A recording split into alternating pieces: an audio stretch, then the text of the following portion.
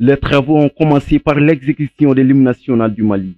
Le samedi 8 février 2025, la salle de conférence de l'Institut national de la jeunesse et du sport a abrité la cérémonie des récompenses de l'excellence, de l'engagement et de l'exemplarité des enseignants qui ont désormais déposé la craie après des années de service rendus à la nation malienne.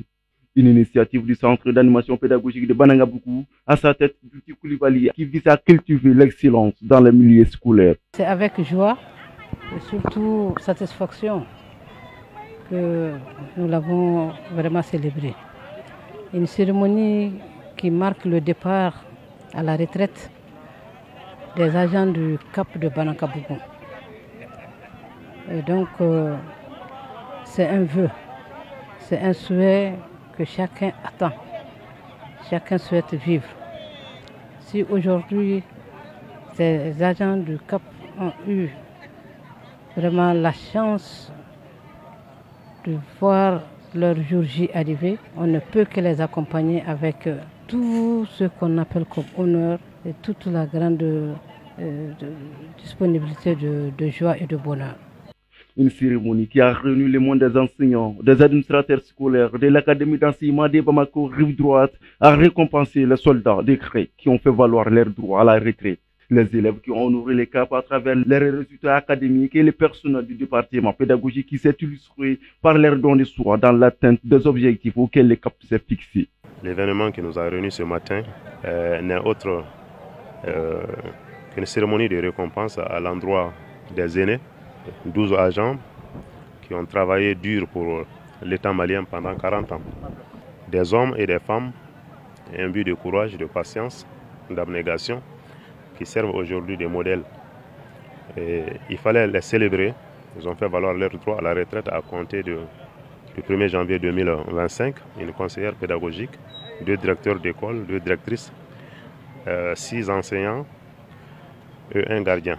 En plus, nous avons voulu joindre à ça les enseignants, le personnel qui est en activité, qu'il faut encourager pour permettre à ce personnel de suivre aussi les pas des aînés qui ont tout donné pour ce pays. Et tout cela a été corroboré par la reconnaissance aussi au premier ODF de l'année 2024, de la session de mai 2024 ODF. Qui est de l'école privée Providence Momo Sissé, relevant de notre CAP, le CAP de Banangaboukou, mais aussi premier de l'Académie d'enseignement de Bamako, rive droite. Donc il fallait, dans une bonne mosaïque, magnifier tout ça. C'est ce qui nous a réunis aujourd'hui et ce matin.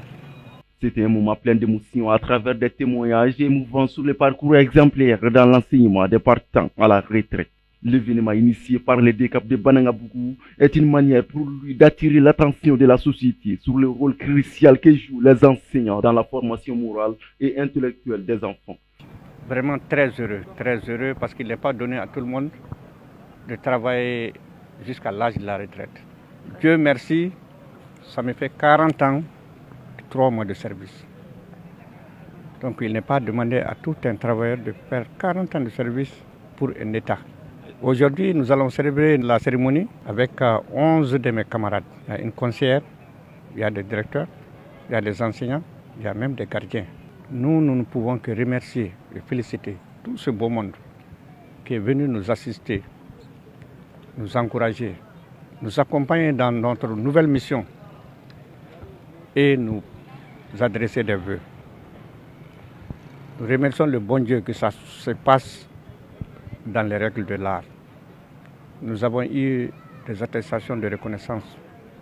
Nous avons eu des enveloppes remplies d'argent. Nous avons entendu aussi des beaux mots, surtout des beaux mots pour nous soulager.